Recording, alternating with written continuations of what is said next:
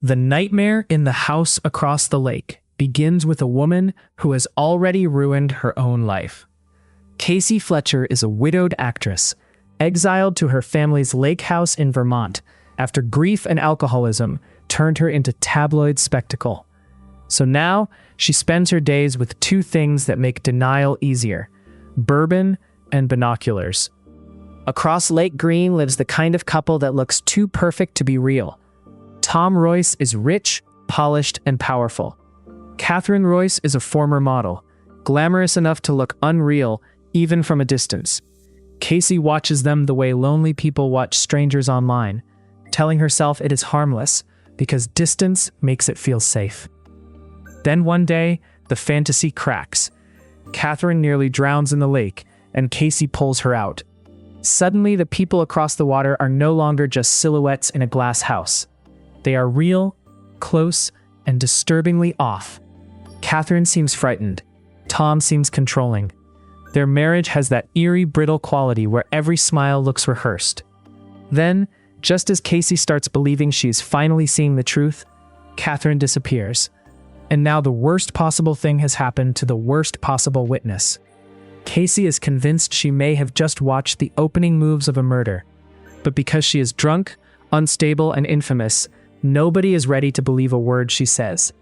And that is only the last moment in the story where evil still looks human. From there, the novel turns Casey's binoculars into a weapon against her own sanity. Tom claims Catherine has gone back to New York. Social media activity appears to support it, but Casey keeps finding little fractures in that story. Catherine's phone still seems to be near the lake. A scream cuts through the night. Tom stays too calm. The police, led by Detective Wilma Anson, don't ignore Casey completely, but they absolutely do not trust her instincts at face value.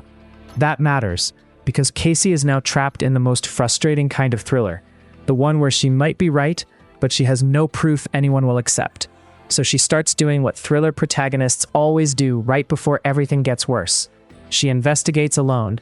She pulls Boone Conrad, the local handyman, into her orbit. She sneaks, watches, listens, and starts assembling a pattern. Hidden phones, strange online traces, signs that the Royce marriage is not just toxic, but dangerous. And then the book adds another layer. There are other missing women connected to the area around Lake Green. Suddenly, this is not just a rich husband maybe silencing his wife. It might be something broader, older, and far more predatory. But the tighter Casey squeezes the mystery, the less solid the ground beneath her feels, because every ally comes with a shadow. Is helpful, but maybe too helpful. Wilma knows more than she says.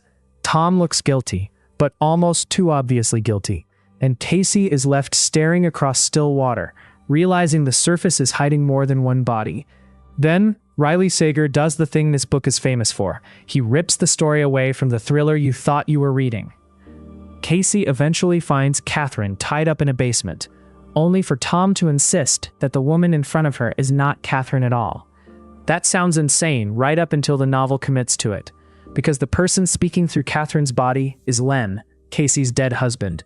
And that revelation rewrites the entire book in one brutal swing. The husband Casey has been mourning is not a tragic memory. He was a serial killer. Before his death, Casey discovered trophies linking him to murdered women. She drugged him, took him onto the lake, and drowned him herself. She thought she was ending the horror. Instead, she fed it to Lake Green. The lake's old legend, the one hinted at earlier, turns out to be true. Souls can become trapped there, and under the right conditions, they can move into the living. So when Catherine nearly drowned, Len crossed the water between death and life and took her body. In one twist, the book turns voyeur thriller into possession nightmare, turns the grieving widow into a woman hiding a righteous killing, and turns the missing wife mystery into a war between the living and something that should have stayed at the bottom of the lake. But the story still has one more knife to twist, because even with all of that madness on the table, Tom Royce is not innocent. What makes the ending hit is that Casey does not get the luxury of choosing between a supernatural threat and a human one. She has both. First, she has to force Len, trapped inside Catherine, to reveal the truth about the missing women. Then she has to figure out how to separate Catherine from the monster wearing her face. At the same time, the evidence against Tom stops looking like misdirection and starts looking horribly real. Catherine had been getting sick before the possession. Tom had money problems.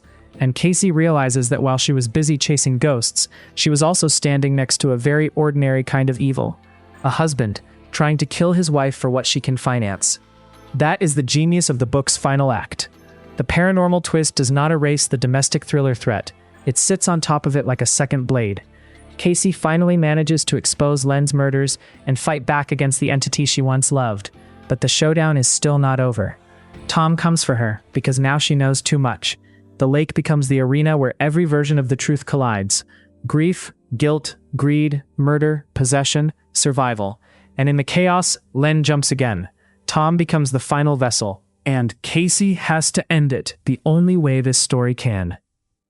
End. With direct, violent, personal force. She kills the man in front of her, but what makes the moment land is that she is also trying to kill the past that keeps finding new bodies to live in. By the time the story settles, the glamour across the lake is gone. The bodies of Len's victims are recoverable. Catherine is alive, and Casey is left with the kind of ending that feels less like peace than hard-earned awareness. She stops drinking.